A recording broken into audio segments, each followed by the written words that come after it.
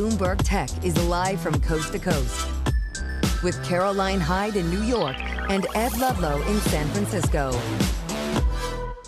This is Bloomberg Tech. Coming up, Amazon's cloud unit signs a $38 billion deal to supply OpenAI with computing power. Plus how Xiaomi's pivot from smartphones to electric vehicles may have come at a human cost. And all eyes on Palantir posting its earnings results after the closing bell. This is defense tech spending is ramping up. But first, we check in on the markets. Also ramping up. Not quite at a record high for the Nasdaq 100, but we are up some 0.4% for the big tech benchmark as we focus in once again on earnings and the never-ending desire for AI compute. Let's go there because the key points drivers on this particular benchmark are two stocks we shine a light on.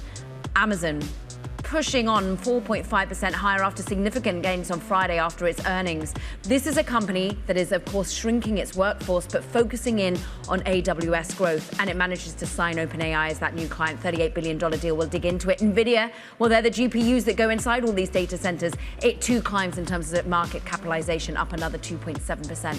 I just want to go to the top story that is Amazon and OpenAI as they sign a $38 billion deal for further cloud compute. And it's Bloomberg's Seth Fiegelman that we turn to. Seth, in the grand scheme of things, it's not $300 billion of Oracle cloud that we saw before, but it is notable that OpenAI turns to more and more cloud providers at this moment. I think that's right. It really is telling about this moment for both companies. OpenAI just is tapping every possible resource it can to meet its cloud computing needs, and Amazon, which had previously been invested in Anthropic, is also trying to have a piece of OpenAI and possibly other players down the road. So it contributes to that incestuous web we keep talking about. Everyone is backing everyone else. And of course, we'd seen a deal to offer OpenAI's open large language models into the overall Bedrock offering of AWS. But this is different. This is a 7-year deal. It goes out. But actually, by end of 2026, we're going to see the amount of compute already necessary for OpenAI to go on to AWS. A bit more near term than some other deals we've seen OpenAI broker, and OpenAI is leaving the door open to expanding with more investment down the road. I do think it's telling, though, that this is Amazon providing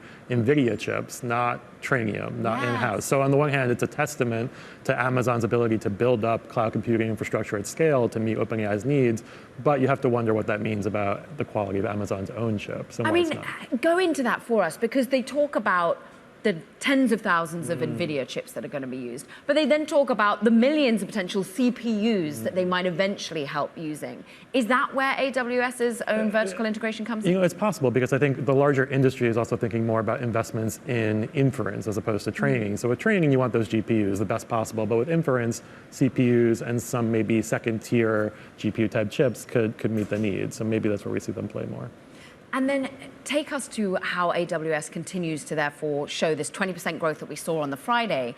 Is it going to be more deals coming from OpenAI? How much farther can they sprawl? Or is it more about individual enterprises or sovereign AI, for example? I think it's a little bit of all those. And I think what we're seeing with OpenAI in particular is that now that the exclusivity arrangement with Microsoft is kind of a done deal, they can tap everyone. They already have Google as a partner. They have Amazon. They have Nvidia, Broadcom, everyone. And I think Amazon's ready to play ball in that category.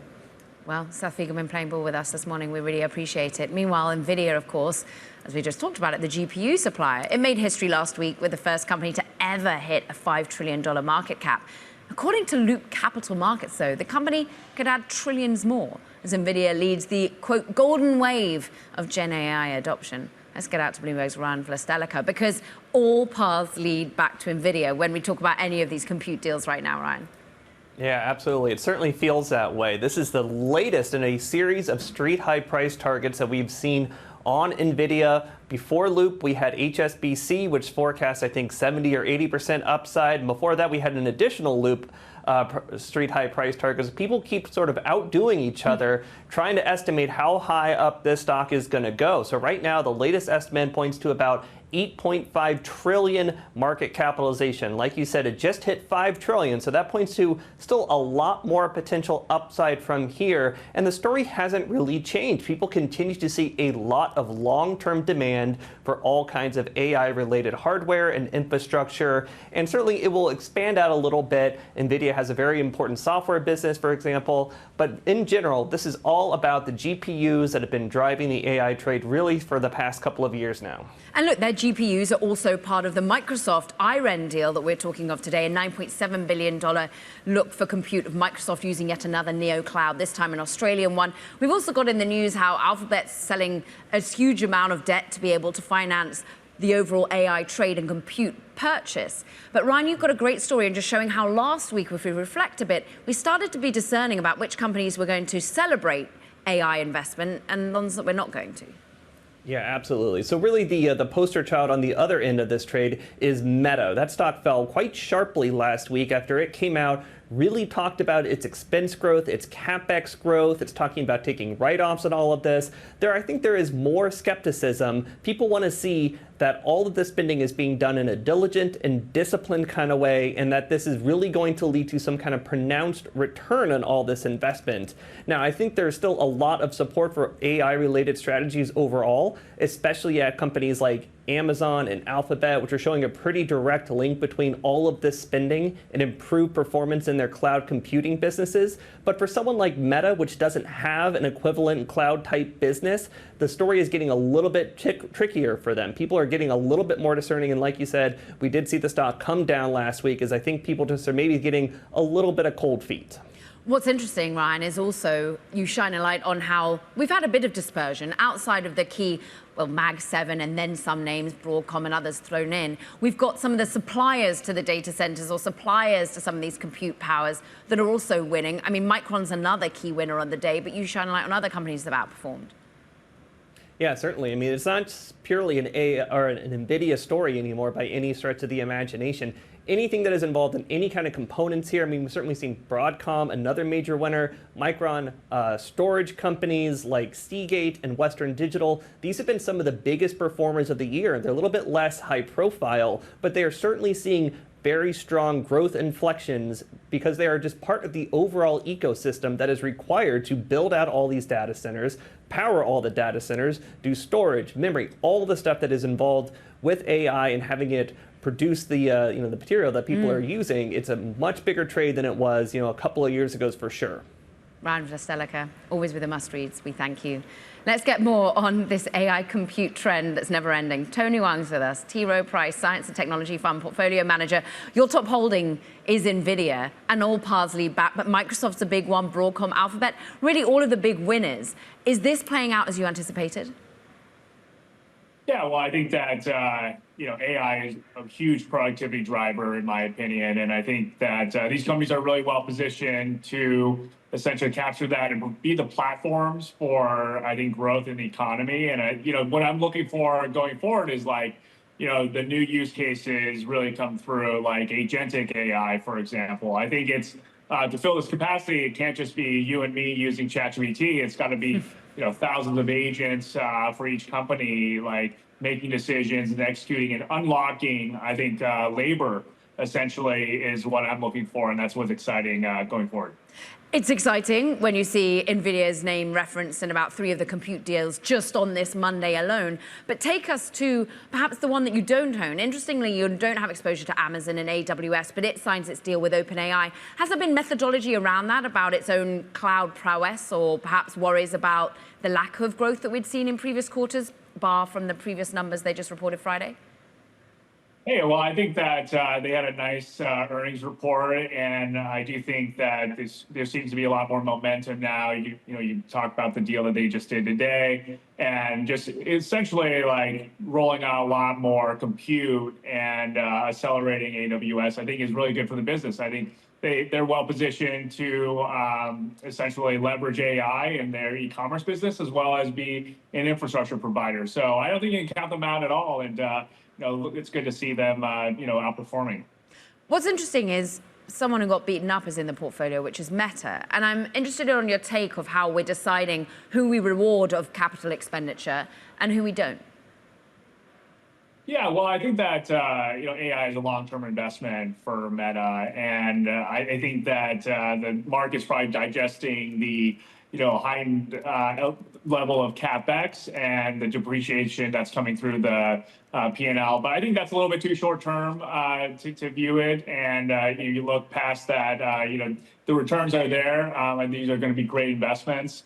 And Meta definitely has the digital formats to leverage AI, and they have tremendous scale across customers. And so I think it's exciting what they're doing in the SMB segment as well. If it unlocks a lot of ability for companies to essentially like reach customers with just a credit card and asking for the ROI from ad campaigns. I just want to go to what President of Microsoft was telling our network a little bit earlier today about the risks of underinvesting really here. We spoke with Brad Smith. Just take a listen, Tony. Our biggest challenge is not a risk of getting ahead of demand. It's actually keeping pace with demand. And what we are finding is that our customers, whether they be enterprises across the economy or governments or nonprofits, they are looking to us to build out this capacity. They want to use this compute. So for us, if we build it, it will be put to use. As it's put to use, there will be a return to our shareholders. You, of course, have exposure to Microsoft, Tony. Brad really talking about how they're expanding more geographically as well and investing over in the Middle East, not just taking money from the Middle East.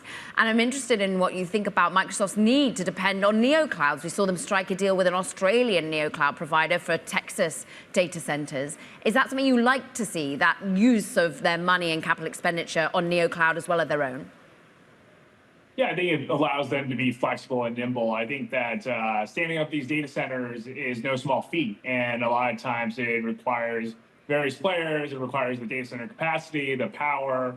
And so I think it's encouraging to see Microsoft collaborate with the ecosystem and plug in partners. And so to me, I think it makes sense. I think it's also a testament to the demand signals they're seeing. And kind of the workloads really take off. And, I think AI is really hard to do. Not every company that is trying to do it is successful, but I think the ones that are finding success are, seeing tremendous promise. And so I think that's what essentially, gives people confidence to invest here.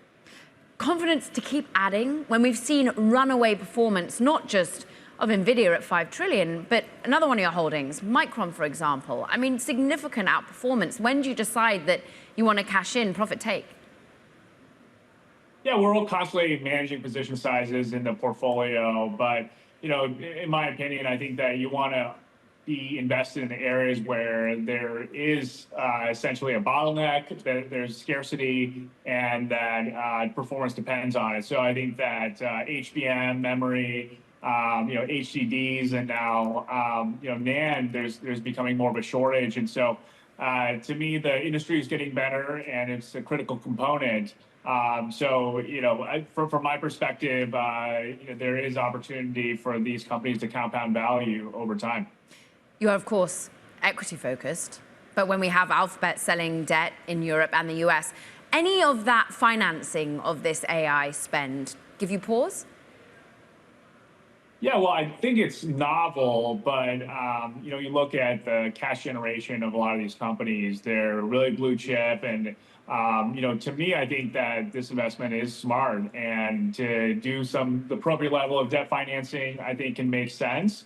In addition, I think that the infrastructure, there's a lot of debate of like the useful life of this. I know that Nvidia comes out with a new generation every year, but I think that these are longer-lived assets than people appreciate potentially, and they're not just like 3 years obsolescence, but probably more like 5 to 6. And so, in terms of the appetite to lend against it, I think that in 3 or 4 years, it's going to be more commonly accepted. And I think we're probably on the path there because these are really I think, revenue-generating assets, and there's a lot of productivity coming off of them.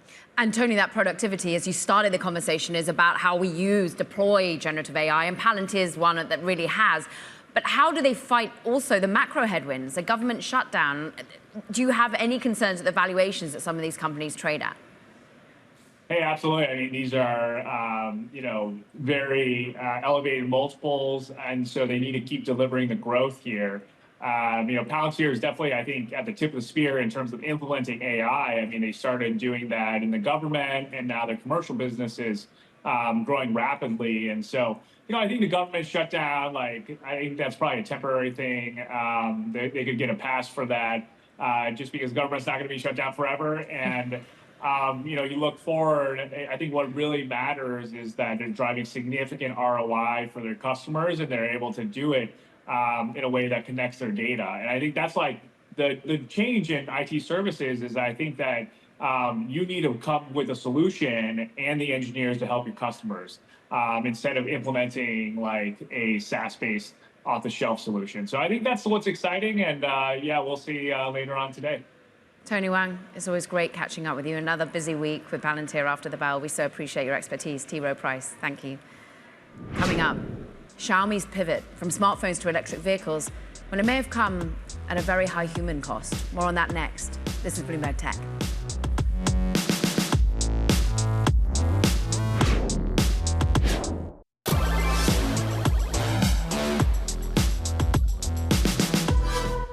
China's Xiaomi, it set a relentless pace to pivot from smartphones to EVs, but it may have come at a human cost. Bloomberg Spotlight story this week follows the intense schedule of Wang Peiji as he transformed Xiaomi's retail network before ultimately collapsing of a heart attack in 2024. Bloomberg's Peter Elstrom joins us now. It's a deeply reported story through the bravery of a widow who is convinced that it was his work schedule that in many ways contributed to his death at the age of 34, Peter. That's right. So Wang was one of the key managers as Xiaomi, the company best known for its smartphones, decided that they were going to push into electric vehicles.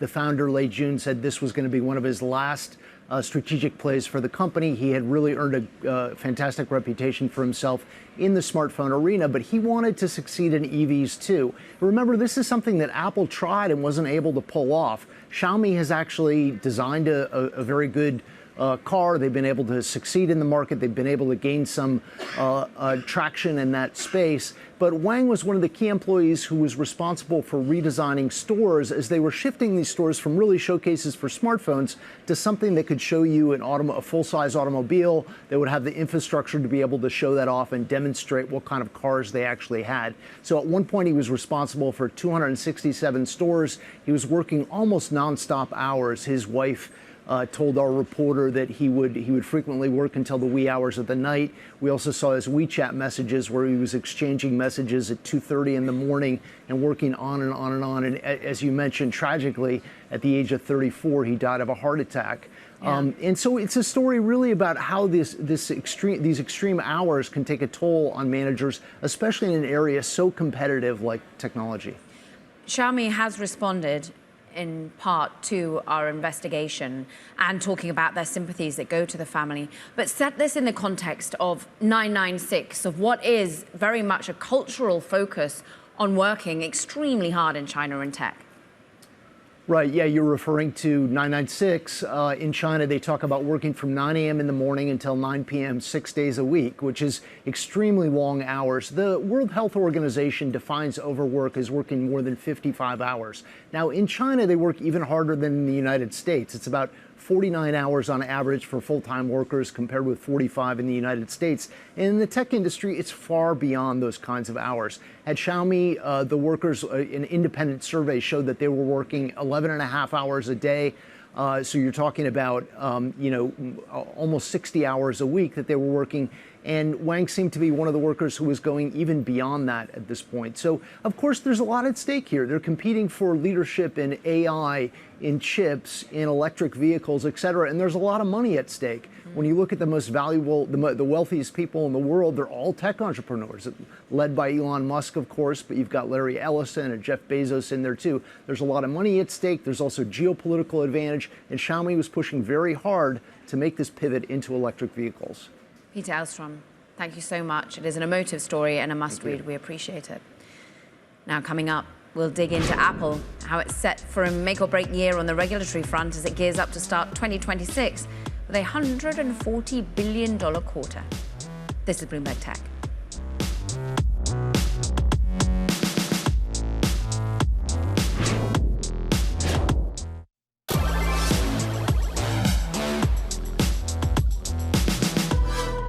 Apple, well, it's set to kick off its 50th year with what's expected to be a nearly $140 billion quarter.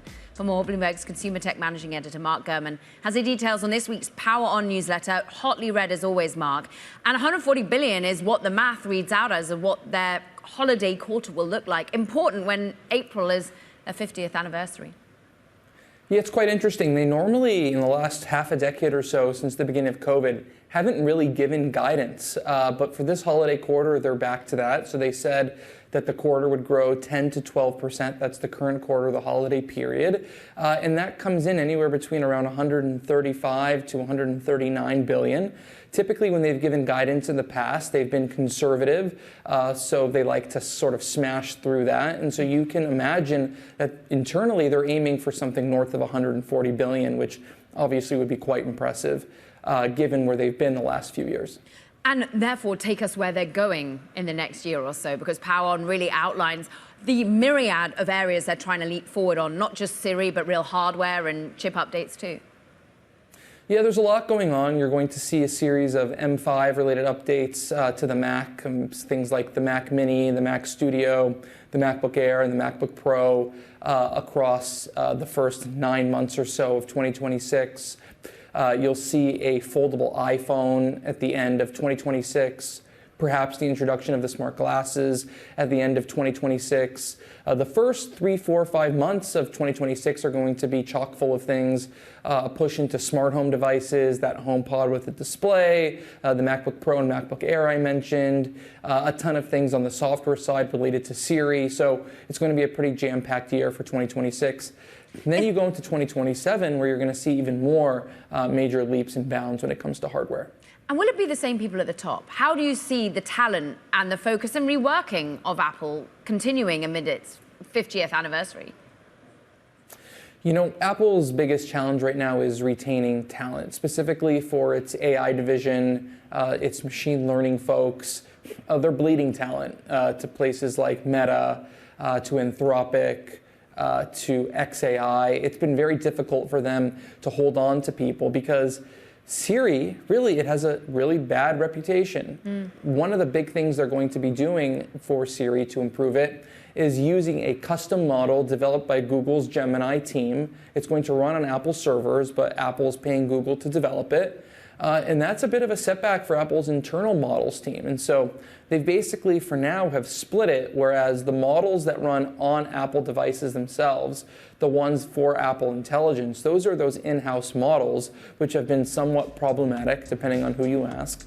And then for the Siri models, they're moving to Gemini to power some of it. So it's an interesting dynamic they've created there. Mark Gurman, as always, it's a must-read. We so appreciate it. All things Power On. Meanwhile, coming up, all things AI. News out of Microsoft making AI computing deals in UAE and with Australian company. This is Bloomberg Tech.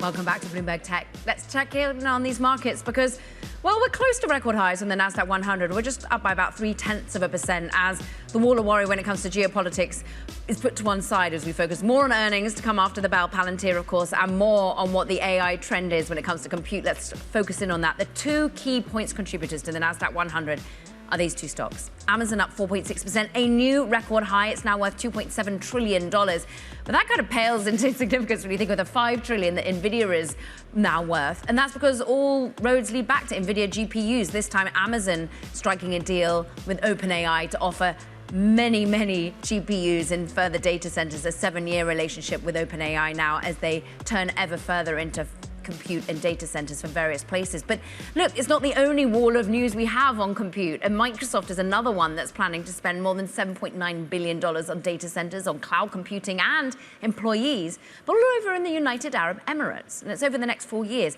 capitalizing on a US government clearance to ship AI chips to the Gulf nation. Now, Microsoft Vice Chair Brad Smith explained why just during an interview with Bloomberg's Jumana Besetchi in Abu Dhabi earlier today. If you look at the UAE now literally leads the world in the percentage of the population using AI, 59.4%, number one. Singapore, about a point behind, is number two. Wow. But what we're seeing here in the UAE is across the economy, whether it's companies like ADNOC in the energy sector or the financial services or the healthcare sector, all of this is being put to work. Discuss all of this with Bloomberg's Brody Ford, who covers Microsoft for us. And this was Brad trying to articulate, we expand in there, we've got the ability and the permission. Why do they want to be building out and expanding in the Middle East? Because they need power, right? The Gulf is a very interesting market for data centers because in the US and Europe, in many ways, they're kind of tapped for power. Everyone is kind of scrounging for a megawatt here or there.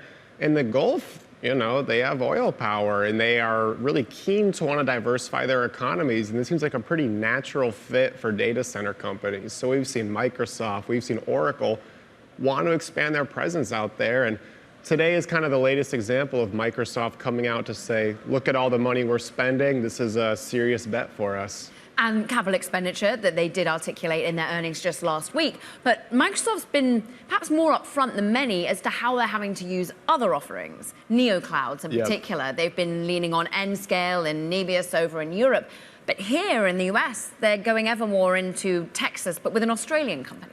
Correct. Yeah, we saw them ink about a $10 billion deal with an Australian company this morning. And it's funny because $10 billion sounds huge, but it's really like, what, 15% of what they've announced so far? I mean, the spending quantities here are really getting hard to fathom. Microsoft has committed around $60 billion to a variety of providers just to be able to rent these AI chips quicker.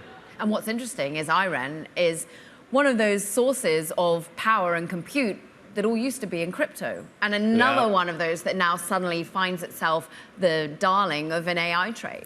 Exactly, yeah. CoreWeave's the classic example of this. You know, crypto market crashed, and all of a sudden they said, hey, wait a second, AI data centers is the way forward. And Microsoft's been the most kind of prominent customer of these neoclouds, but you know, we expect over time that every major hyperscaler looking for capacity is going to turn to these companies.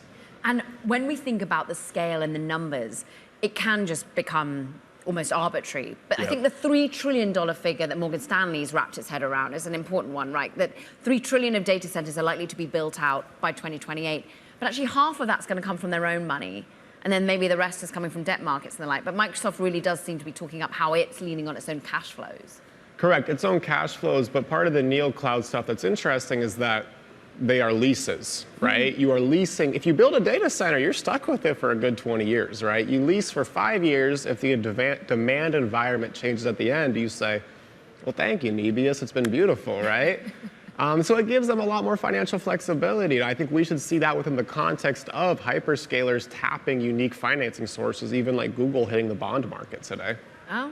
You lead us perfectly to our next segment. Brody Ford, we are as one. We so appreciate you as always. And meanwhile, he said it, Alphabet looking to raise about $15 billion from a dollar bond sale in the United States, according to sources. The deal is being offered in many as 8 parts, maturities ranging from 3 to 50 years. But the company's also tapping the European market, $7.5 billion of notes in Europe too. And this all adds to a wave of borrowing from tech companies. Remember, Meta's $30 billion one last week. And it's all about investing aggressively in AI. Now let's dig into the impact of all of this AI financing a little bit further. Anna Rathman's with us, founder and CEO of Grenadilla Advisory. You think this is smart, the way in which that they're tapping debt markets or depending on their own cash flow? Good morning. I do think it's smart. I mean, sometimes cash on hand is the most powerful thing. And so it doesn't make sense to spend all of your cash and put it into, you know, the future investment in AI. Sometimes it makes sense to borrow from the debt market and to finance it, and so that you have some leeway and some flexibility in what you want to do with the assets that you have. And what about even more creative financing, such as these private credit deals and the way in which we see Blue Owl be Meta's partner of choice here? Is that what you're likely to see more of, not just ever more debt being tapped, but just off balance sheet? Yeah, I think so. You know, private credit market is constantly looking for ways to deploy their capital that they're getting from the investors. And right now, the investment that seems the most exciting seems to be this data center and AI play. And if we heard from Microsoft and others last week during the earnings call, the demand is just out of this world, and they're having a hard time supplying that demand. And therefore, I think you're going to see more of it. And by the way, people are worried about this off-balance sheet financing.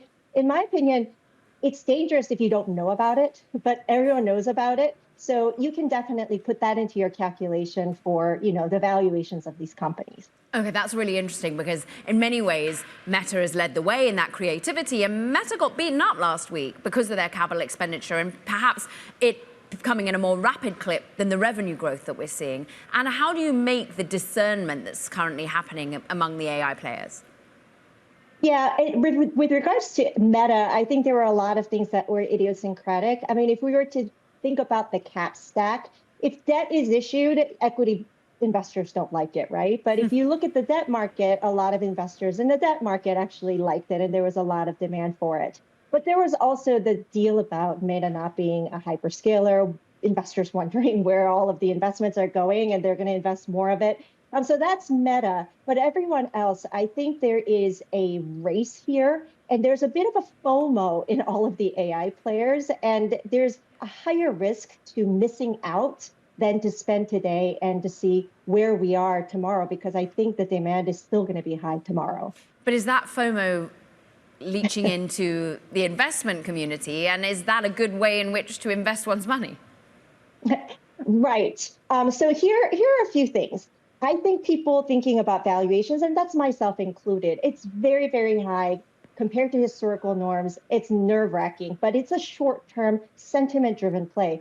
Beta is subject to a lot of noise, and it's going to happen. There may be a correction, or people are going to get nervous. However, if you're a long-term investor, like a lot of our clients are, you're going to take a look at the fundamental value add of these, data center build-outs and AI moves. And I do think that there is something there. If you look at the S&P 500 index and the companies in there, how many can actually do the AI play? How many of them have the expertise, the vision, the balance sheet capacity to do all of this? And they're just a few. And that's one of the reasons why investors who want to put capital into the AI play have no choice but to go into it in the public markets, right? So I think the valuations, although they are high, they're telling us something about the future growth of these companies and AI in general.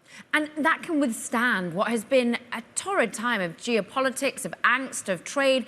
And Anna, I think it's interesting that you said it's noisy. It's been really noisy in other players, like rare earth stocks, for example, tumbling today because, well, maybe China will continue to export, and many had run up MP materials and other players thinking that we would be cut off more significantly from rare earth materials that were necessary for this whole AI trade. What do you make of some of the highs and the lows in ultimately a geopolitical war? Yeah, if we think back to the Xi-Trump meeting from last week, in my mind, I think saying that it's a one-year truce is a little bit misleading, right? So it might not be fully 1 year. We might have a surprise even next month, who knows? And the truce part is also misleading because what I think is we just de-escalated. We just went back to where we were about 2 months ago. So it means that we're going to continue to negotiate, but behind the scenes, we're going to continue to push this forward in terms of actually racing each other. What happened after that meeting was that Mr. Trump came back to the United States, but Mr. Xi stayed and talked about having like an international body that governs AI. There is a lot of push here to having more power in AI and also in national security. This is just going to get more heated as we turn into 2026. Wow, good place to leave it, and a good food for thought for the investor base. Anna Rathman, we appreciate it, founder and CEO of Grenadilla Advisory. Now, coming up this week, Tesla shareholders decide on the proposed $1 trillion pay package for Elon Musk. We'll discuss the arguments for and against with University of Arkansas law professor Rob Anderson next. This is Bloomberg Tech.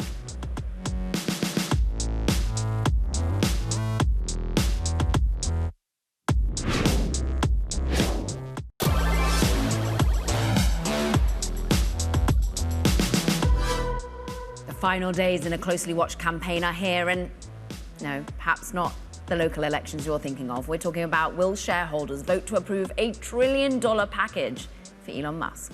Well, of course, that decision is about more than just money. Control of the company, shareholder value, corporate governance issues, they're all at play here. Let's speak with the University of Arkansas law professor Rob Anderson about all of this. You are a retail investor in Tesla, and you're very active within the X community of Teslarati or Tesla retail investors more broadly, Professor Anderson. But just lay it out for us as an active investor. Talk to us about the goals, the milestones, how you interpret them, as well as being a professor in corporate governance. Are they that hard to achieve for Elon Musk to get what could be up to $1 trillion in pay? Yeah, well, thank you for having me on. I mean, there's been a lot of talk about how large the potential awards are here, but I think there hasn't been enough talk about how ambitious this plan actually is, requiring Elon Musk to grow this company to 8.5 trillion in market capitalization and 400 billion in EBITDA. So I think this is ultimately a question of will this company be able to retain Elon Musk, who I think it's fair to say his value has been priced into the shares already quite significantly, and it's more than just, in my opinion, more than just a good idea to approve this pay package. It's actually essential for this company to transition to the next stage that's contemplated by the award. You talk about the 8.5 trillion that they need to reach in terms of market cap, but there's also the milestones: 20 million cars, 10 million on FSD. You've got to see 1 million robots out there, an army that he calls them. But Professor, what's interesting is some have pointed out potential caveats here. They've talked about the board potentially being able to award him perhaps the first 3 tranches of the money promised, if perhaps the milestones were interfered with in some way. Maybe it's disasters, war, maybe it's interference by government, but also just other unspecified circumstances. So does that give you any pause from a corporate governance perspective? Well, I mean, not really. I mean, it's normal for force majeure type considerations to be taken into account. I mean, somewhat ironically, when ISS recommended a vote against it, it took into account it specified that there was a lack of precision in some of the milestones, but also simultaneously said that the milestones didn't give the board enough discretion in the future to adjust it. So, I think it's a no-win situation in terms of writing a plan like this, because obviously unexpected events can occur that you can't fully anticipate in writing the plan. So I don't think those are particularly problematic. I mean, I think probably the most common criticism I've heard is that the first step of the milestone at $2 trillion market cap, people would have said it's too easy to achieve. But I think what that fails to appreciate is that the market has already priced in the fact that it believes this pay package will pass and that Elon will be retained for at least some period of time. So it's priced in his value already. And it's a situation where he's kind of cursed by his own success of, making the milestones easier to achieve because it's already priced in the value of his contribution. So, I sort of feel like some of the criticisms have been a bit unfair in that regard. Well, some of the criticisms more broadly have been almost reminiscent of what happened in 2018, and the idea that basically corporate governance is lacking because a lot of people on the board are too close to him. How do you think that this pay package in 2025 answered that? Yeah.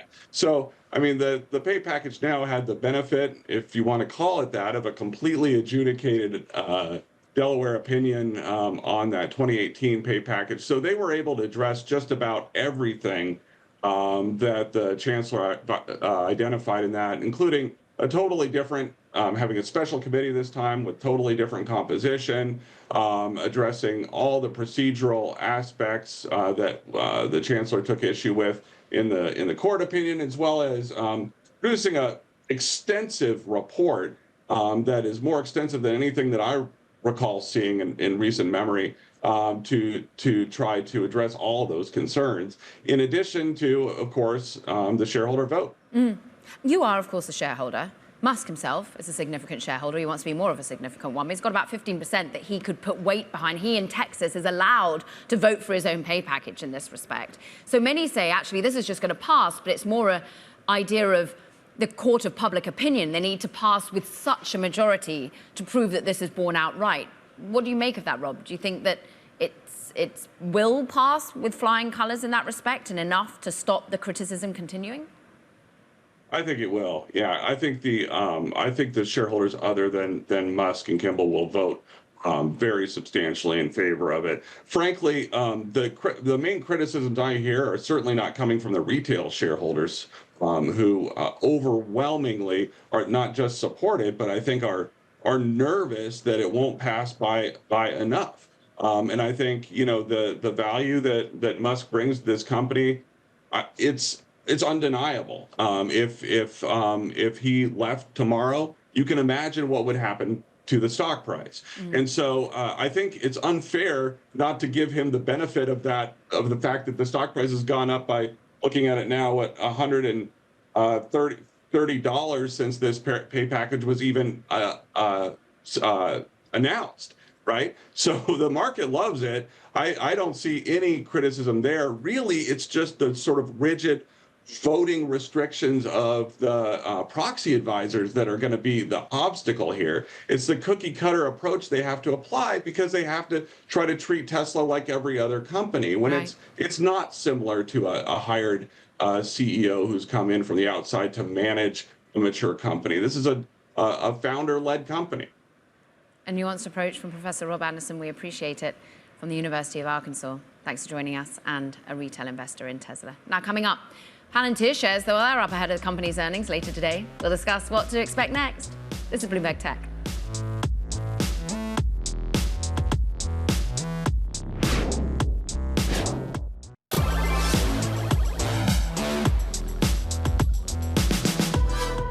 Earnings season, it rolls on, and AI bulls, well, they're going to be watching Palantir closely. It reports after the bell. The stock's already up, as you can see, 170%, let's call it, on AI enthusiasm. Bloomberg's Lizette Chapman joins us now. And there are high expectations, 50% increase in revenue. Just talk us through what's going to fuel that growth, Lizette. Right. So like you said, there is a lot of built-in anticipation, eagerness around this. We're going to be, they've, beat the last 4 consecutive quarters. We're going to see if they're going to beat that again, or maybe they're going to fall short. What we're going to be looking for is whether they're able to translate these smaller customer deals, these $1 million deals, into ones that expand into ones that really drive the U.S. commercial deals, as well as international. That's on the commercial side. On the government side, we're going to be looking at how things are going here domestically as well as internationally with the boost that they've seen, that they've invested in the UK and a lot of NATO expansion efforts as well. So we're going to be looking to see whether they've been able to, continue to expand the sizes of those deals. I mean, government spending for them in defense in particular has been such a tailwind, but we're also amid a government shutdown, is that any sort of headwind? The people that we have spoken to indicate that that is unlikely because of the lumpiness and long-term nature of these contracts. That doesn't seem to be a major factor that we have anticipated so far. What we will be looking at going forward, though, is again, will they be, and then where and how? And traditionally, international sales have been much softer than the U.S. ones. And, CEO Alex Karp has repeatedly said, it's U.S. commercial growth driving this. So we'll see if that continues to be the case or whether they've been able to boost their strength abroad. I mean, really, analysts calling out the uncharacteristically large beats and raises that we've had prior quarters from Alex Karp and team. Is that what he needs to do, to drive the narrative? Because, boy, is he good at driving narratives. Yeah, I think that is a great question. And I think the markets are going to tell us, right? He has a famously very antagonistic relationship with Wall Street. He considers financial results a vulgar and inadequate way to judge a company success, and he's consistently married the financial results with what he considers as a philosophical mandate to create AI software for the use of the U.S. Defense Forces and allies. And so that's going to be what he's driving towards. So there is not just the focus on profit, but also there's some philosophical support that he may get or may not. We'll get to that philosophy after the bell. Lizette Chapman, it's always great to have you on. Thank you so much. And that does it for this edition of Bloomberg Tech. Don't forget to check out our podcast. You can find it on the terminal, as well as online on Apple, Spotify, and iHeart. From New York, this is Bloomberg Tech.